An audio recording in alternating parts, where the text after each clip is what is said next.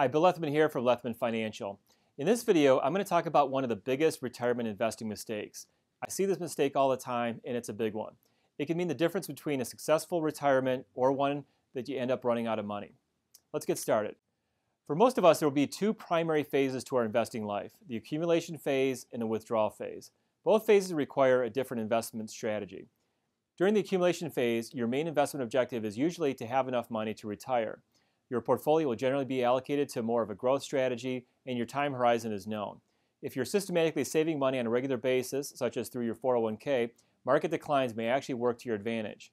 Dollar cost averaging, as it's commonly referred to, allows you to buy more shares of your stocks and funds when the market is down and fewer shares when the market is up. Now let's look at the withdrawal phase. The withdrawal phase is a lot trickier. Planning for your distributions to last you for the rest of your life requires a lot of thought. During this phase, your main investment objective is to not run out of money. Your asset allocation needs to be set up to accommodate the anticipated withdrawals you will need to take from your portfolio. Our time horizon is unknown, and here, market declines work against you. If you take a withdrawal when the market is down, you will forever lock in those losses.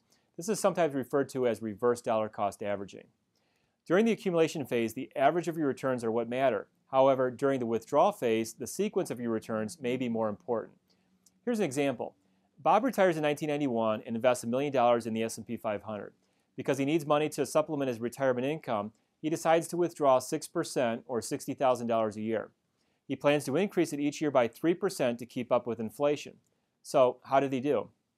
Well, over the next 20 years, he withdrew a total of $1,612,222, and his portfolio grew to $2,930,862. Not bad. He put in $1 million, took out $1,600,000, and his account balance still nearly tripled.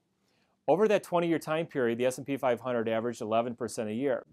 But what do we know about that time? Well, the 90s were one of the best decades for the stock market, and the first decade of the 2000s were one of the worst. Basically, we had a really good decade followed by a really bad decade. But what if it were reversed? What if we get the bad years early in retirement? Let's take a look. Here, we use the exact same example with one simple change. We reverse the order of the returns. So instead of 1991 being the first year, it's now the last year. And instead of 2009 being the last year, it's now the first. Of course, it doesn't matter how we scramble up these returns, the average is always going to be the same, 11% per year. How did Bob do?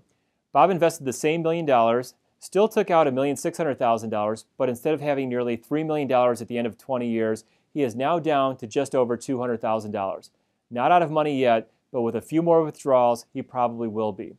So the average of your returns may not be as important as the sequence of those returns. Primarily, if you get more bad years at the beginning of your retirement, it can have a very negative effect that can be difficult to recover from. On the other hand, if those bad years come after a series of good years, it tends not to have as big of an impact.